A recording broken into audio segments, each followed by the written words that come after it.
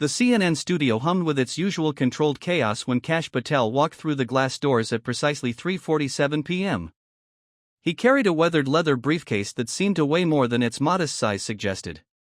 The afternoon light streaming through the floor-to-ceiling windows caught the sharp angles of his face, highlighting the determined set of his jaw that had become familiar to Washington insiders over the past decade. "We're live in 3 minutes," announced the floor manager, his voice cutting through the pre-broadcast tension. Patel nodded curtly, adjusting his navy tie as he settled into the guest chair across from veteran anchor Janet Morrison. She shuffled through her notes one final time, unaware that the carefully planned interview was about to derail spectacularly. Morrison had expected a routine discussion about government accountability. What she got instead would become the most explosive television moment of the year. "Good afternoon, I'm Janet Morrison, and this is CNN Live. Today we're joined by former federal prosecutor and national security advisor Patel to discuss transparency in government contracting." Her smile was professional, practiced. "Mr. Patel, thank you for joining us." Patel's eyes never left the camera. "Thank you, Janet. Though I should mention that what I'm about to share with the American people goes far beyond simple contracting irregularities." Something in his tone made Morrison's smile falter slightly. This wasn't in her notes. Without ceremony, Patel reached into his briefcase and withdrew a thick manila folder. The papers inside bore the unmistakable crimson classified stamps that made every journalist's pulse quicken. The American people have a right to know how a family residing in the White House transformed national security into a personal business venture. The studio fell silent except for the soft whir of cameras. Even the production crew, usually bustling with activity, froze at their stations. "Mr. Patel," Morrison interjected, her voice uncertain. "Are you suggesting?" "I'm not suggesting anything," Patel interrupted, his tone remaining conversational despite the gravity of his words. "I'm presenting documented evidence." He opened the folder with deliberate precision. Internal correspondence, financial records, meeting logs that were deliberately omitted from official White House visitor records. Meanwhile, 90 miles away in the Biden family residence in Wilmington, Delaware, Dr. Jill Biden was arranging white roses in a crystal vase when her assistant burst through the French doors leading to the garden terrace. "Ma'am, you need to see this. Now." The color drained from Jill's face as she watched Patel on the mounted television screen. Her hands, steady moments before while handling the delicate flower stems, now trembled visibly as she reached for her phone. "Get me David Rosen immediately," she commanded, referring to her personal attorney. The call went straight to voicemail. "This is Dr. Biden. Emergency. Call me back in the next 5 minutes or find new employment." Back in the CNN studio, Patel was methodically laying out documents on the desk between himself and Morrison. Each page seemed to carry the weight of a small explosion. "This particular correspondence," he said, pointing to a printout bearing official White House letterhead, "details a meeting scheduled for March 15, 2023, at 3 p.m. in the Oval Office. The subject line reads, DARPA Leadership Conference Advanced Technology Initiatives." Morrison leaned forward, her journalistic instincts overriding her shock. "And what makes this significant?" Patel's finger traced a line near the bottom of the document. The notation here, JB to personally oversee agenda. HB attending as technology consultant. The meeting involved defense contracts worth $2.1 billion. Contracts that were subsequently awarded to companies that had never previously worked with the Department of Defense. The phone in Jill's hands buzzed. David Rosen's name flashed on the screen. "David, thank God. Are you watching CNN right now?" "Jill, listen to me very carefully," came the attorney's grave voice. "Say nothing to anyone. Do not post on social media. Do not speak to any reporters. I'm flying down from New York tonight. But this is ridiculous. It's a political hit job. We have to respond. Jill." Rosen's voice carried 30 years of experience defending powerful people. "They have documents. This isn't speculation anymore." Patel continued his methodical presentation. The consulting fees paid to HB Consulting Services totaled $847,000 over an 8-month period. This for an individual whose previous technology experience consisted primarily of laptop maintenance issues. A nervous laugh rippled through the studio crew, quickly stifled. Furthermore, Patel continued, these payments coincided exactly with a series of private dinners at the vice president's residence, dinners that were described in internal emails using coded language. Family gathering meant preliminary negotiations. Garden party indicated contract finalization. Morrison found her voice. Mr. Patel, these are extraordinary allegations. How did you obtain these documents? For the first time, Patel's composure cracked slightly. A shadow crossed his face. Let's just say that not everyone in government believes that family connections should trump national security interests. The cryptic response sent a chill through the studio. Someone on the inside was feeding him information. Someone with access to the highest levels of classified material. Jill Biden's second call was to her chief of staff, a sharp-eyed political operative named Rebecca Chen who had survived 3 different administrations. Rebecca, we need a response strategy. Now. Ma'am, I've been monitoring social media. The hashtag DARPAgate is trending #1 worldwide. Or past response strategy. We need crisis management. Then manage it. Jill's usually controlled voice cracked with frustration. With respect, ma'am, we need to know what other documents are out there before we can craft any public statement. Back in the studio, Patel was reaching for his phone, which had been buzzing insistently in his jacket pocket. The number was blocked, but something made him answer. The text message that appeared on his screen contained only 7 words, "We have the audio recordings. Meet immediately." Patel's eyes widened fractionally. He glanced at the camera, then at Morrison, then back at his phone. The sender had included an address, an underground parking garage in downtown Washington. Mr. Patel? Morrison noticed his distraction. Is everything all right? Patel slipped the phone back into his pocket, his mind racing. Audio recordings meant voices. Voices meant irrefutable proof. But it also meant he was no longer working alone in this investigation. Actually, Janet, I think this is just the beginning. He gathered the documents from the desk with practiced efficiency. What the American people have seen today represents perhaps 5% of what we've uncovered. Morrison's eyebrows shot up. 5%? The deeper we dig, the more complex this web becomes. Financial relationships spanning multiple agencies, technology transfers that raise serious national security questions, and most troubling of all, the systematic exclusion of qualified personnel from critical decisions. In Wilmington, Jill Biden sank into her husband's favorite armchair, the same chair where he had practiced his inaugural address just over a year earlier. The irony wasn't lost on her. Everything they had worked for, everything they had built, was crumbling in real time on national television. Her phone buzzed with a text from an unknown number. The truth always surfaces, Dr. Biden. Some secrets are too big to stay buried.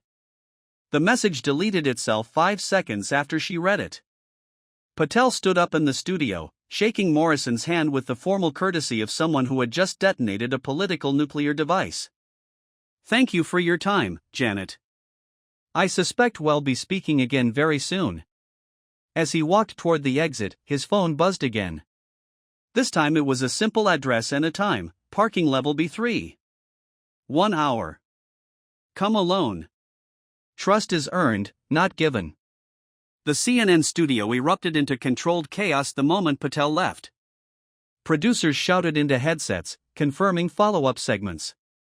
Morrison sat at her desk, staring at the empty chair across from her, realizing she had just witnessed the opening shot of what would become the biggest political scandal in decades.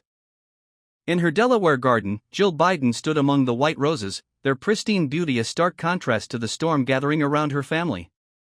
She had always prided herself on being the steady force behind her husband's career, the strategic mind that anticipated threats before they materialized. But this threat had been building in the shadows, and now it was emerging into the harsh light of public scrutiny. The documents Patel had displayed were real. She recognized the handwriting on several of them. As the sun set over the Delaware countryside, Dr. Jill Biden faced a terrible realization: the empire they had spent decades building was about to face its greatest test. And somewhere in Washington, a former prosecutor was walking into a parking garage to meet an ally whose identity would change everything. The underground parking garage beneath the Federal Triangle smelled of concrete dust and motor oil. Kash Patel's footsteps echoed in the cavernous space as he made his way to the designated meeting spot. The fluorescent lights cast harsh shadows between the concrete pillars, creating a maze of darkness and artificial illumination. At exactly 5:15 p.m., a figure emerged from behind a black sedan. Patel's breath caught in his throat as he recognized the woman approaching him. Sarah Martinez had been Dr. Jill Biden's personal assistant for 3 years, privy to every phone call, every private meeting, every whispered conversation that occurred within the First Lattice inner circle.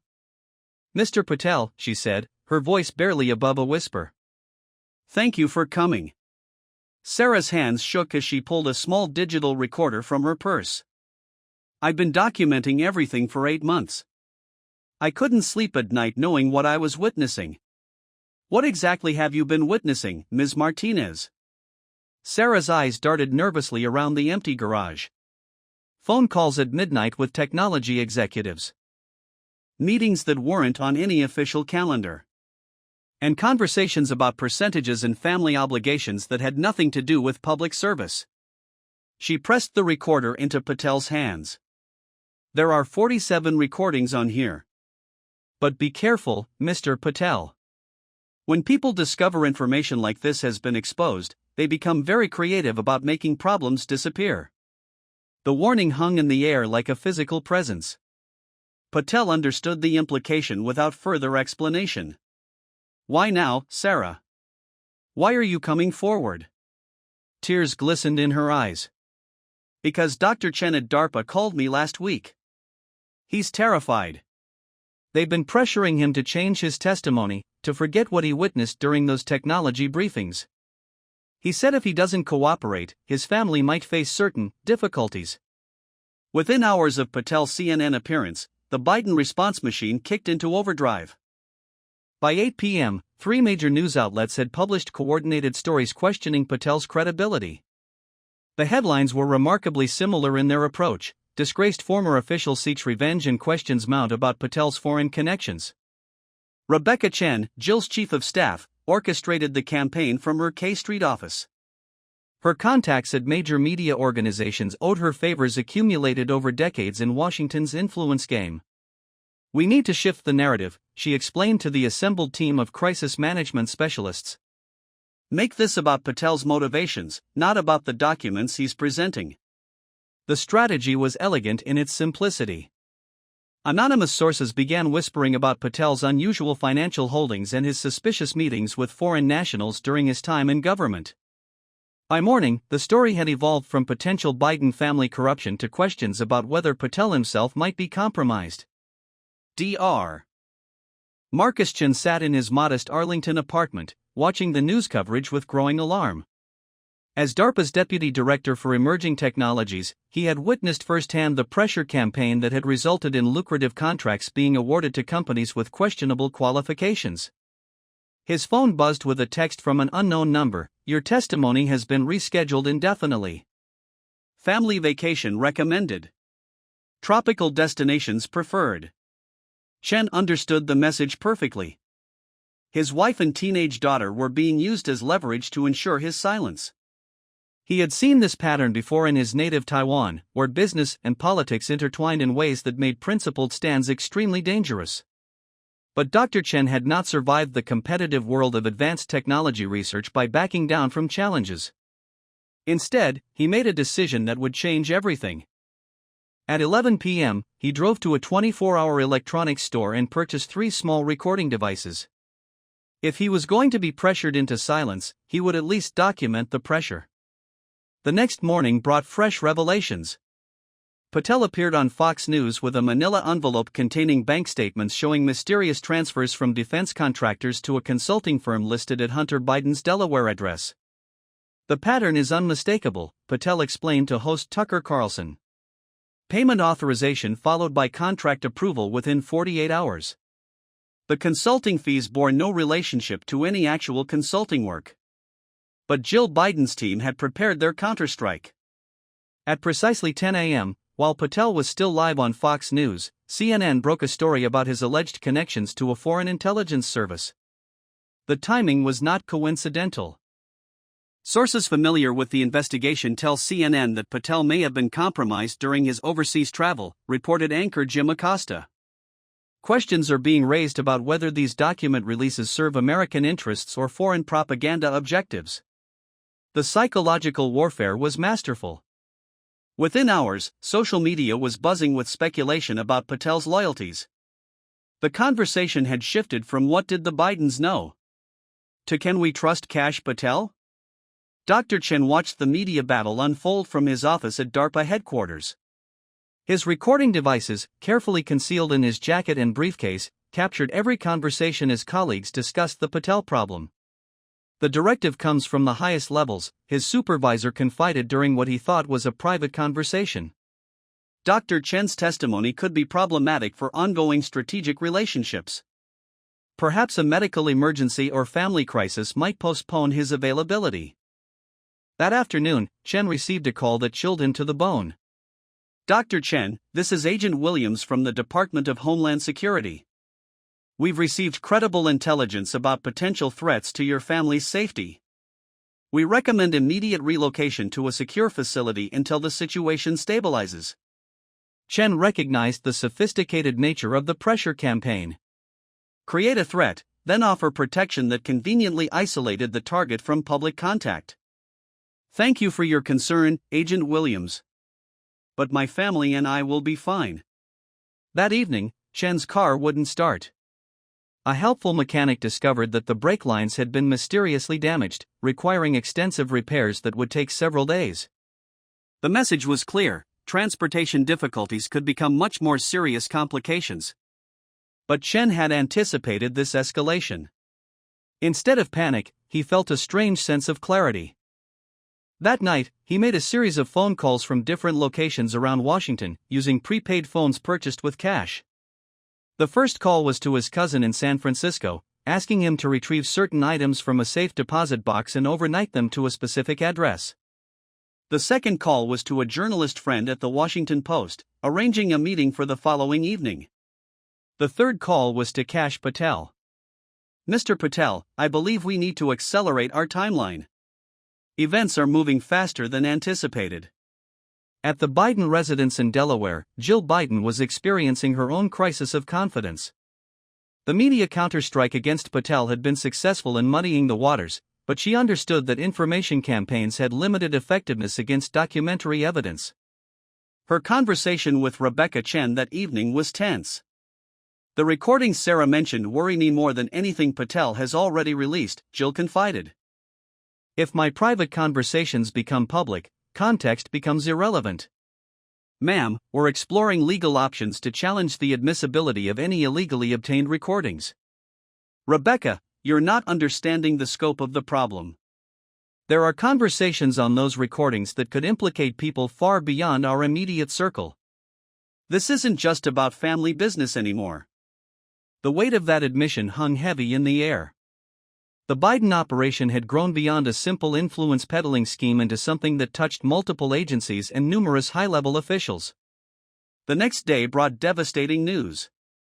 Dr. Chen had vanished. His colleagues at DARPA arrived at work to find his office cleaned out and his security clearance suspended. The official explanation was that he had requested emergency family leave due to personal circumstances requiring immediate attention. But when reporters tried to contact Chen at his Arlington apartment, they found it empty. Neighbors reported seeing moving trucks the previous evening, though no one had spoken to the Chen family directly. Patel received the news while reviewing Sarah Martinez's recordings in his secure office. The implications were staggering. If they were willing to make a federal official disappear, the stakes had escalated beyond anything he had previously imagined. But at 3 p.m., his phone rang. "Mr. Patel, this is Dr. Chen. I'm calling from a secure location. I need you to know that my disappearance was not voluntary, but it was strategic." Chen's voice carried a steely determination that hadn't been present in their previous conversations. "Before they relocated my family, I managed to document everything. Every threat, every pressure tactic, every attempt to silence my testimony. It's all recorded, and copies are now in multiple secure locations. Patel felt a surge of admiration for the scientist's courage. Dr. Chen, what do you need from me? Schedule a press conference, Mr. Patel. It's time to end this.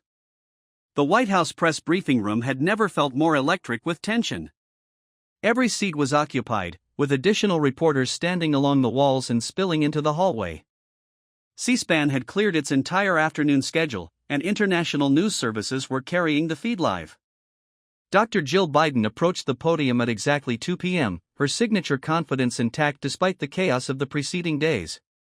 She wore a navy blue suit that projected authority and a pearl necklace that caught the harsh television lights perfectly. Her political instincts told her that appearing strong and unflappable was essential to surviving this crisis. "Good afternoon," she began, her voice carrying the practiced warmth that had charmed voters for decades. "I've called this press conference to address the reckless accusations that have been circulated by individuals with questionable motives and even more questionable evidence." The assembled reporters leaned forward, sensing blood in the water. "Let me be absolutely clear," Jill continued, "the insinuations about my family's involvement in any improper government business are categorically false. These allegations represent nothing more than a desperate political attack by individuals who cannot accept the results of a legitimate election." In the back of the room, veteran correspondent Helen Thomas raised her hand. "Dr. Biden, how do you respond to the specific documents that Mr. Patel has presented, including what appear to be official White House communications bearing your signature?" Jill's smile never wavered. "Helen, I sign hundreds of documents every week in my capacity as First Lady. Many of these relate to ceremonial functions, charity events, and routine administrative matters.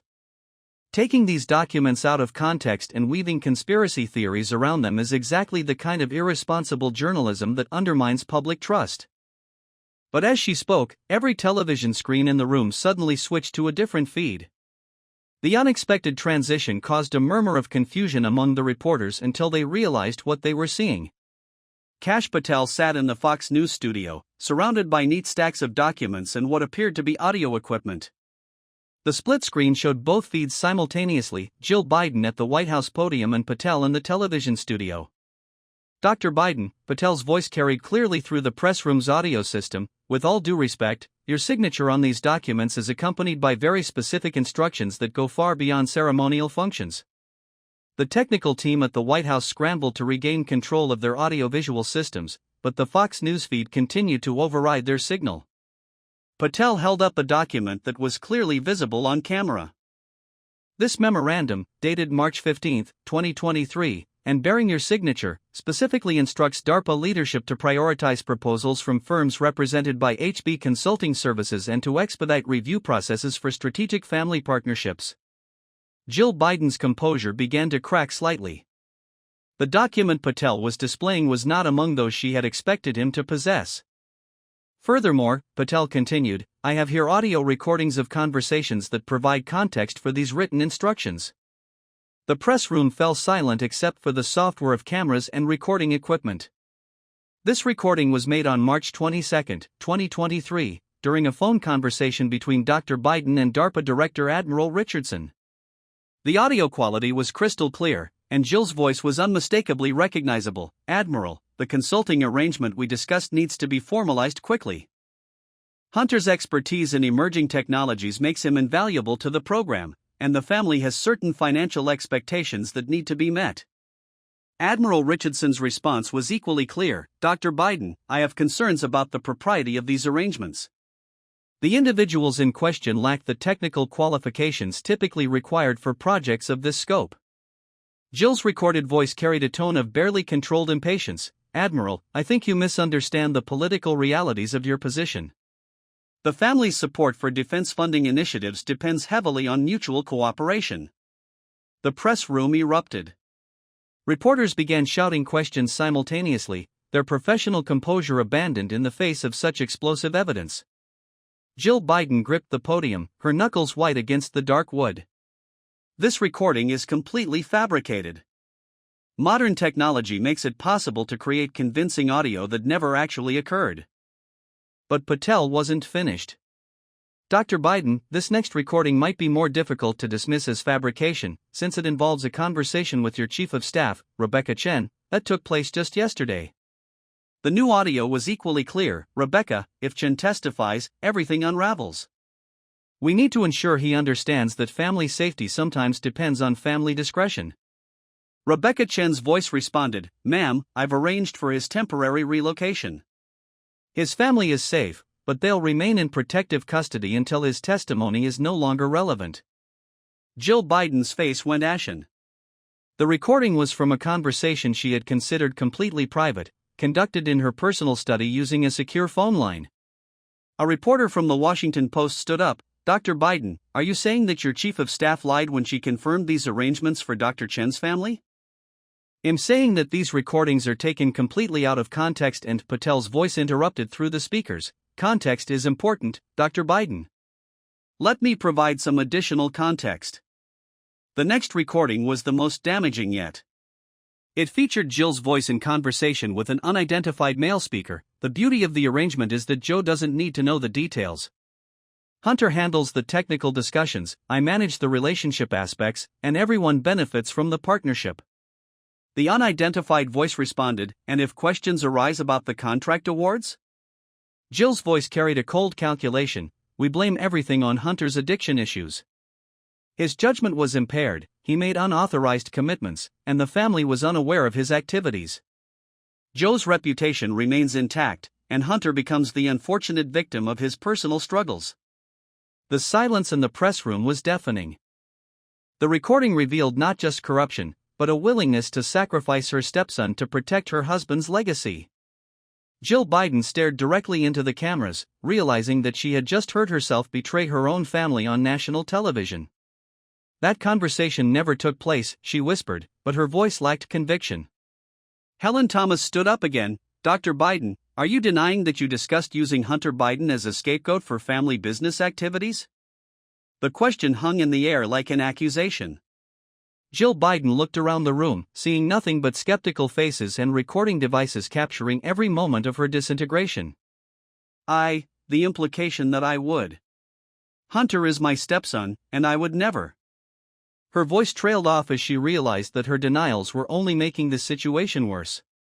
Every word she spoke was being weighed against the recordings that seemed to reveal her true thoughts and motivations. Patel's voice came through the speakers one final time. "Dr. Biden, I have one final recording that I believe speaks to the heart of this matter." The audio that followed was brief but devastating. $2 billion is a reasonable price for our family's continued support of defense initiatives. Hunter understands how these systems work, and we've earned the right to participate in the prosperity we've helped create. The conversation partner's response was barely audible. "And if oversight committees begin investigating these relationships?" Jill's voice carried a confidence that now seemed grotesquely misplaced. "Congressional oversight is a political theater. By the time they begin asking questions, the money will be safely distributed and the contracts will be too important to cancel." The recording ended with Jill's laughter, a sound that now seemed to mock the very democratic institution she had sworn to respect. Dr. Biden looked directly into the primary camera, her face a mask of conflicting emotions. She could see her reflection in the camera lens, and for a moment, she saw herself as the American public was seeing her, a woman who had used the highest office in the land to enrich her family at the expense of national security. "Ladies and gentlemen," she began, her voice barely audible, "I think there has been a misunderstanding," but before she could finish the sentence, the weight of what she had heard, the realization that her private thoughts had been exposed to the entire world, and the understanding that her carefully constructed public image had been destroyed forever, overwhelmed her completely. Her legs buckled, and she collapsed behind the podium as cameras captured every moment of her fall. The press room exploded into chaos as Secret Service agents rushed to assist her, but the damage was complete.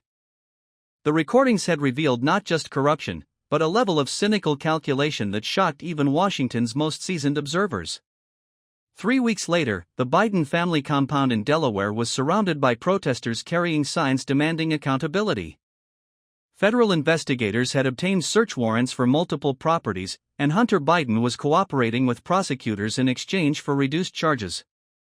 Dr. Jill Biden had not made a public appearance since her collapse. Sources close to the family reported that she spent her days in the mansion's library, surrounded by books but speaking to no one. Kash Patel stood on the steps of the Capitol building, giving his final interview about the investigation. "The American people deserve to know the truth," he said simply. "Democracy depends on public servants who serve the public, not themselves." Behind him, the Capitol dome rose against a clear blue sky, a symbol of institutions that had survived this test of their integrity. But in Delaware, behind the windows of a mansion that had once hosted victory celebrations, a woman who had reached the pinnacle of American political life sat alone with the consequences of choices that had seemed so reasonable in private but had proven so destructive in the harsh light of public scrutiny. The empire they had built was gone, but the reckoning had only just begun.